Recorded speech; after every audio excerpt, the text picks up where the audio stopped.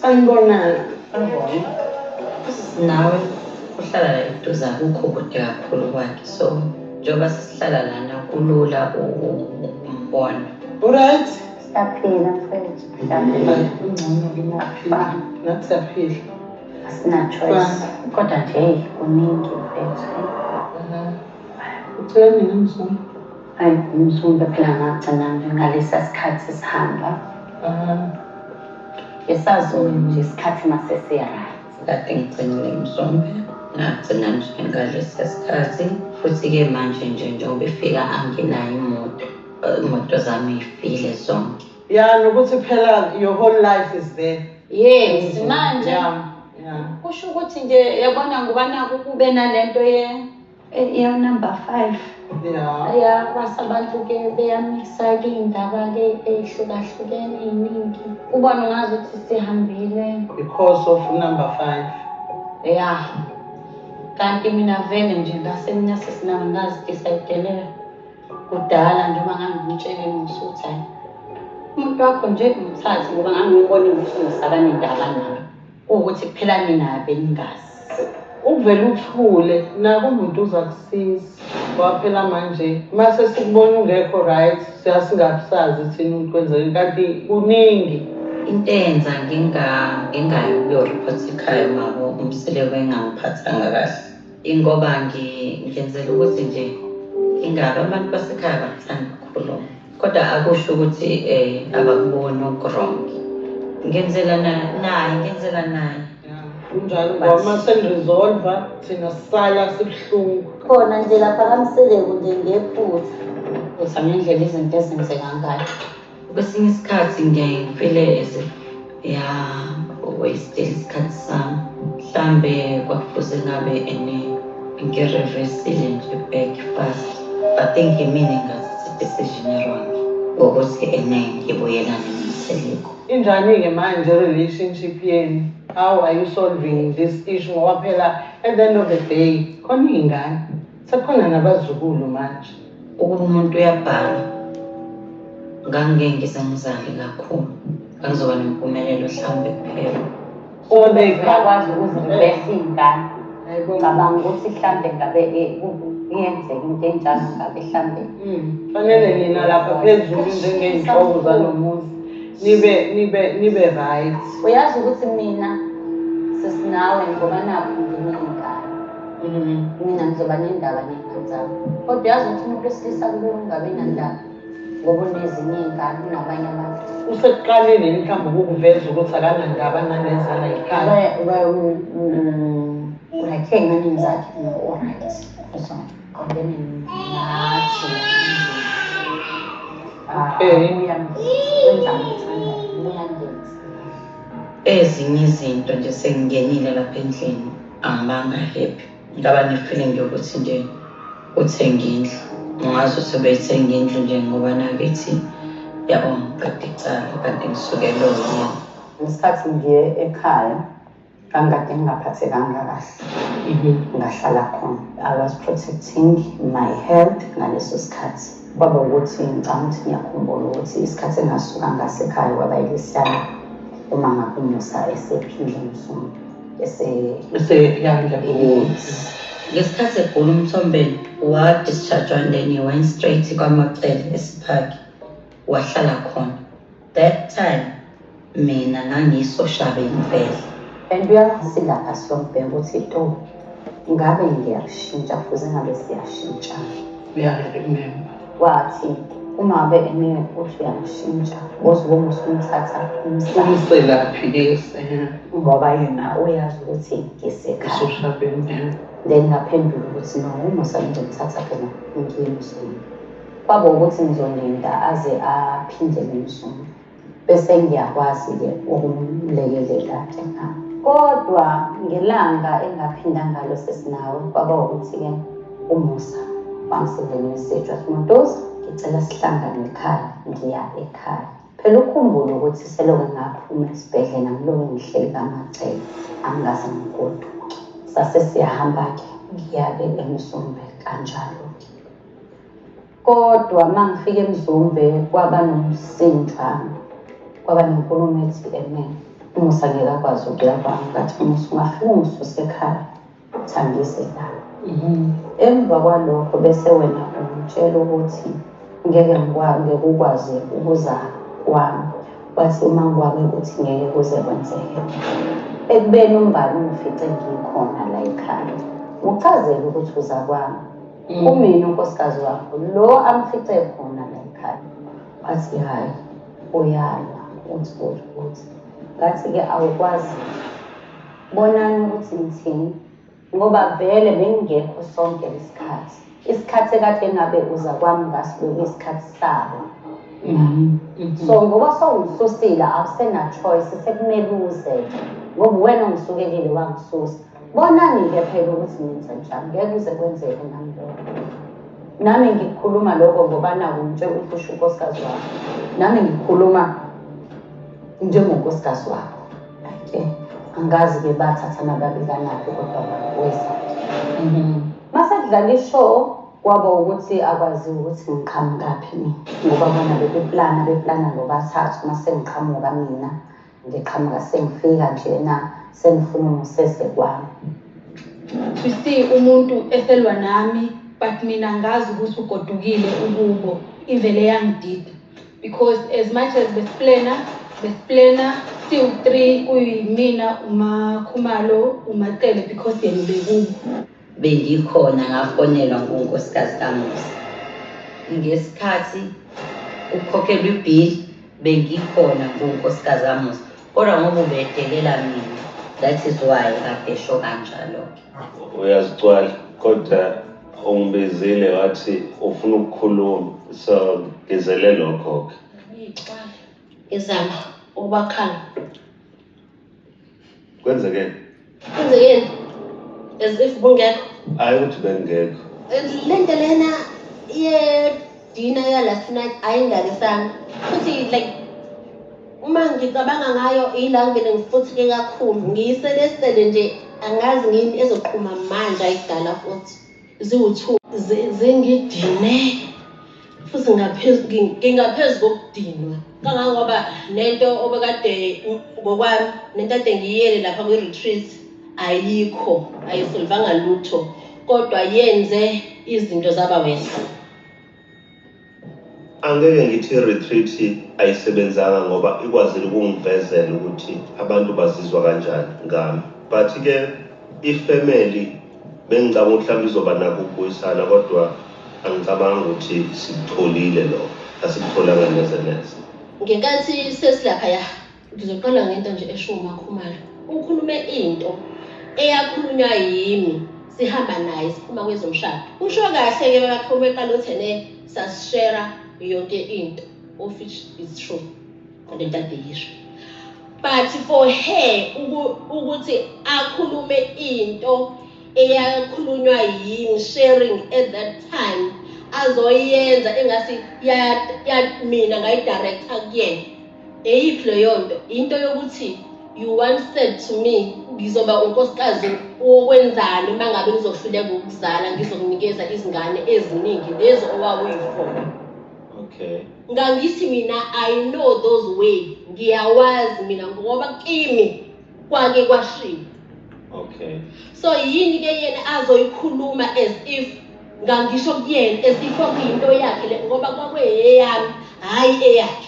Into eyenze ukuthi ingidine kakhulu mangabe isishiwo uye ezoyisho ngami ngoba mhlawumbe kunokwenzeka yena ukuthi for the first time naye eyizwa into mhlawumbe ecishe ifane then abesezofaka mina ngingenaphi mina la bese bakhona enye into eyasho wena eyokuthi abanye benu babengafuni ukuthi ngithathe abanye abantu. I'm one person engakubuzayo mina ukuthi uthatha uMakhumalo uyamazi yini kahle?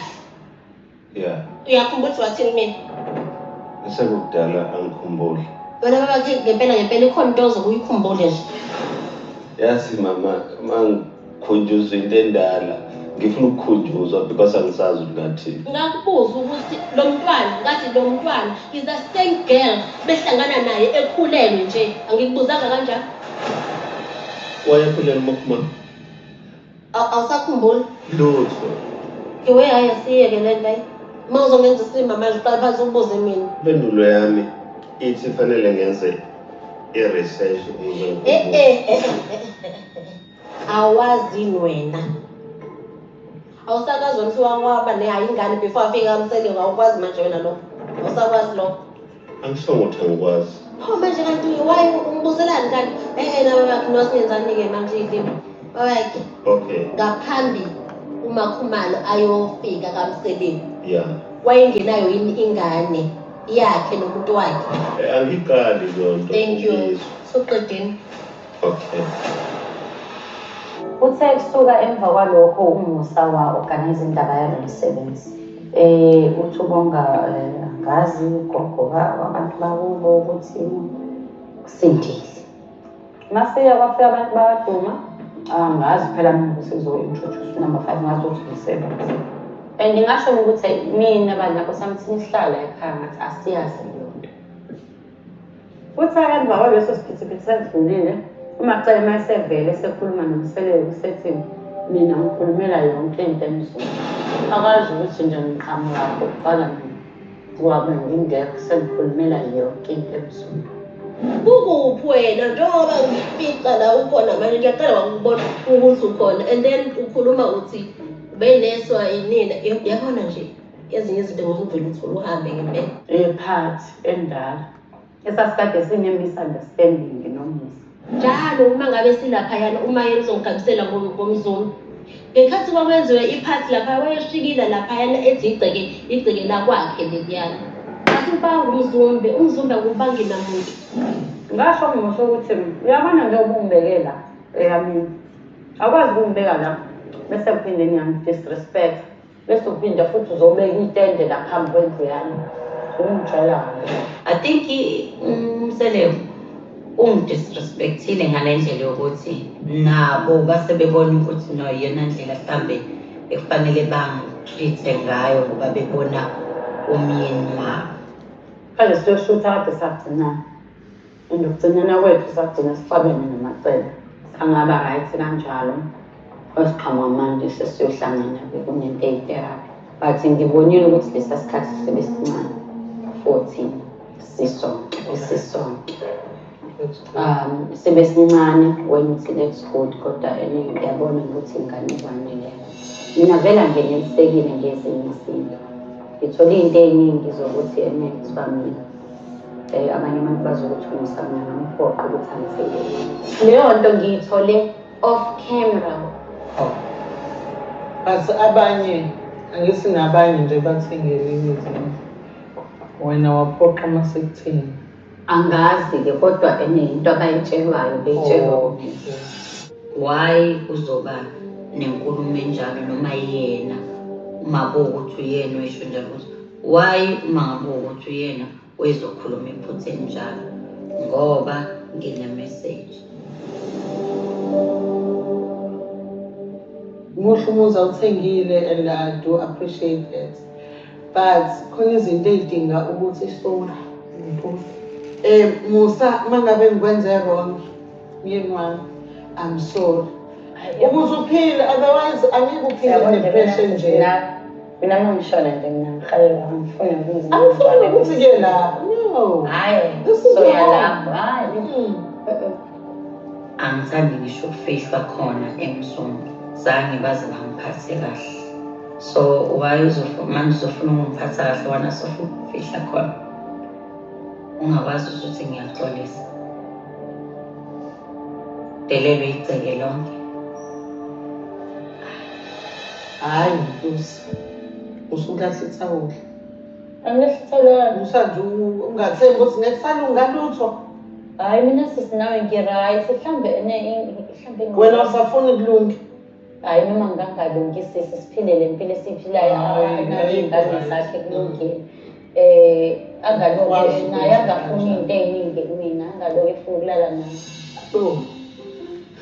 Ayi bambe lapho phela ushadile. Hhayi Yazi umuntu uma ekudiniwe yonke into ngikutshele uvanibe off manje ucabanga ukuthi mina ngizobe ine-interest yaloko kusho ukuthi madoda nizofike ene ungeyisi ntambama lana uzothini sesabangani sesisempedeni Jesu hayi kunzima wonke esifazane Ngikuzwile sisi ngikuzwile kodwa-ke uzoba right Kodwa-ke ngeke ngivune ukujwayelwa kabi. ngasho ugqoka ngendlela Vele ezinye izinto zilunga ngendlela. uhamba indlela leyo Hayi zilunga ngendlela ezinye. Ake let's hope-ke mfethu ukuthi-ke ukuhamba ngendlela kuzopholisa izinto.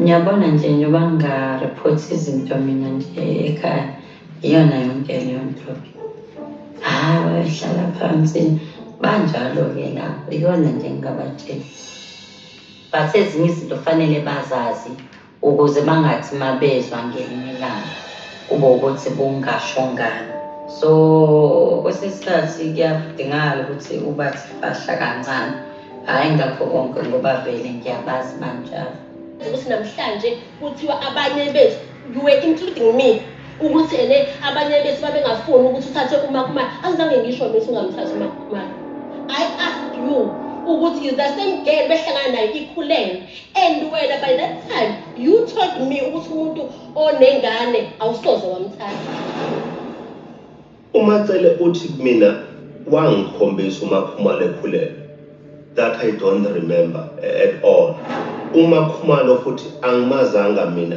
enengane number 2 uthi uMacele ngamtshela mina ukuthi umuntu onengane ngeke ngimthathe kodwa ngamthatha uMakhumalo ebenengane bengingazi ngalesa sikhathi ngimthatha ukuthi unengane noma kanayo ingane ngaze later lelo daba and akulona udaba engifuna ukulikhuluma ngoba alingithinti at all ngilizwe sengilizwa ngabantu futhi okungeyena kuphela uMacele okwabantu abahlukene nasemndenini wami wakamseleni nakwabantu abakhele endaweni bekhuluma leyo nto so ngangafuni ukungena kuyona the same girl owathi kimi iyasiza eMzumbe hayi ukuthi izoba unkosikazi okay siwuyena unkosikazi uMato akusibona okwakhe lo akahlangene na mamithi okay wakhulelwa waba nengane ikuphi ingane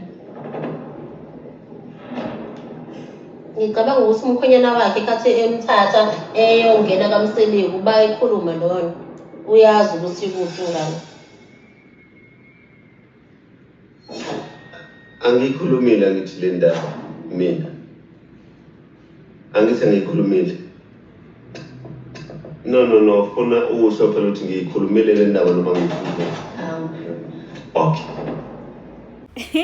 Guys, Aisha Ishubile, and I love it. I love this episode, Kazini. I think it's my favorite episode going Yonkele season, and I have my own reasons. I definitely loved the fact that Umacele finally spoke out, and it's necessary ngempela ukuthi ayikhulume lezi ndaba lezi abantu abayibalekelayo noma acabanga ukuthi ngeke akhulume ngazo. It's time now, it's time for her to open up, asitshele ngempela ukuthi yonke lento yasukaphi, and yena self, did she support indaba yesithembu or not? If she did, yini ayenzile to contribute to the family? Ngempela yini ngempela bayifunayo kuMacele? Because mina ngokukhuluma kwakhe I can tell ukuthi she did try to keep herself out of lezi inkinga zaMseleku namakhosikazi akhe, and it seems like ezinye inkinga bebemletha ngisho noma zingamdingi ehlalele kamnandi eSeapark. And I love the fact that she decided kwaseqaleni ukuthi asuke eMzumbe, because imagine guys,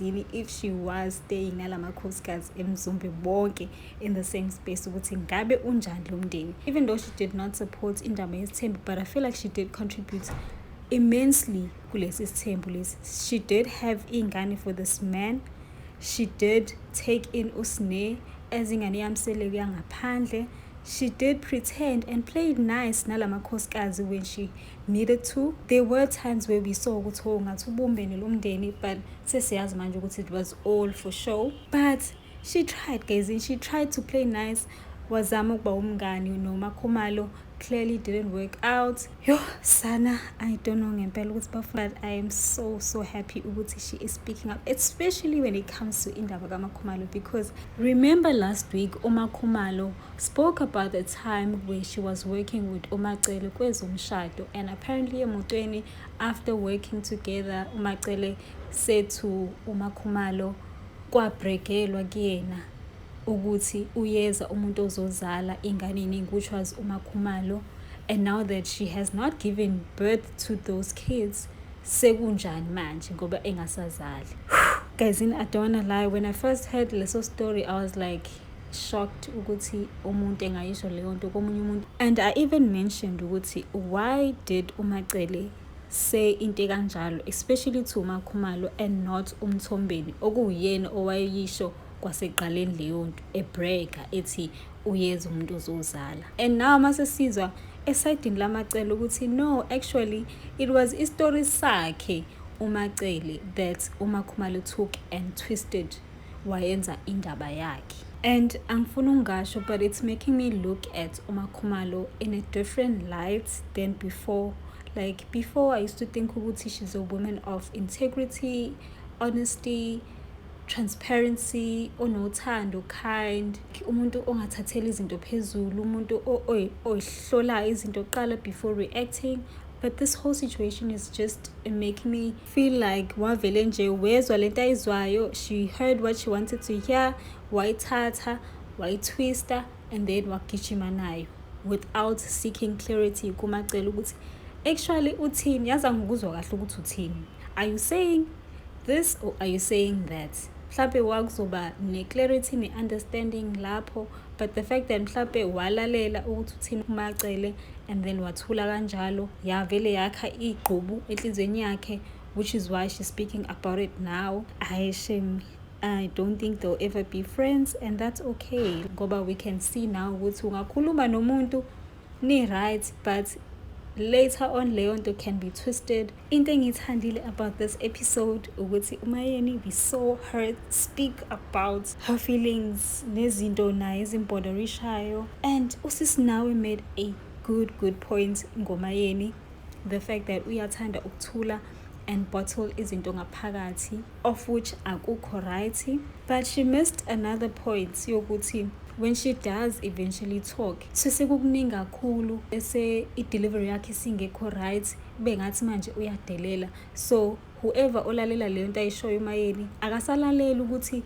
unenkinga ethile okunezinto ekumele ilungise, sebenaka ukuthi her delivery ne-disrespect ebakhona, i-tone yakhe isuke ingasekho right. Yikho nje kubalulekile empilweni ukuthi into mayekulimazile ukhulume ngayo ngaleso sikhathi, so either it gets fixed noma inothwe ukuthi you made a point ukuthi awuyithandi into ewukuthi. Deep down uMayeni usuke engaqondile ukwenza lokho, but I think i-communication style sakhe it's either siyabheda noma nje she's just bad at communication, and I feel like into vela kumele ayifixe leyo for her sake, ngoba if she goes on like this thinking ukuthi she doesn't owe anyone an explanation, an apology, then uzoyithola senkingeni. Uzoyithola ngempela engatreatwa njengonkosikazi wesibili, uzoyithola engatreatwa njengomuntu oletha i-value kulomndeni. She acts like she doesn't care, but she does care what happens kaMseleko. She does care what indoda yakhe does or doesn't do. Into engixakayo ngoMayeni ukuthi mase bembuza ke manje ukuthi siyakuzwa ke uthi uMseleko is a bad husband, but how is he when it comes to ingane zakhe? Uyayinakekela ingane zakhe, uyayisupport? Her answer is always yes, uyayisupport ingane, he's a good father. And I feel like uMseleko engathanda ukuzwa lokho, especially when it comes to uMayeni ohleli emgxeka ngayo yonke into ayenzayo. I'm sure at this point uMseleko wazi ukuthi nje ayikho into e-right ayenzayo empilweni yaMayeni ngoba uhleli emgxeka. And then when it comes to indaba yokuthi wamforce ukuthi amthengele umuzi, mina kuleyo nje ngithi so what if emforcile guyzini, vele mele umforce uhusband wakho ukuthi akwenzele izinto, because if awuforce, if lokhu usho kancane uthi ngicela lokhu ngeke kwenzeke. And looking at how intense it was, remember guys, kukhulunyelwa indaba ya main house ukuthi who's gonna fix it, who's gonna live there, what's going to be done with the main house. And then ngikhumbula uma yena ethi ngcono yena ahambe oyoyifunela indawo azoyakha for ingane zakhe naye ukuze behlale in peace. I remember that. So any man ozwa lokho uzobona ukuthi okay, shuthi my wife akahleli kahle la, and that should inspire him to buy imizi for each of the wives ukuze behlale kahle, because lento ukuthi wonke umuntu uhleli in one space is not healthy.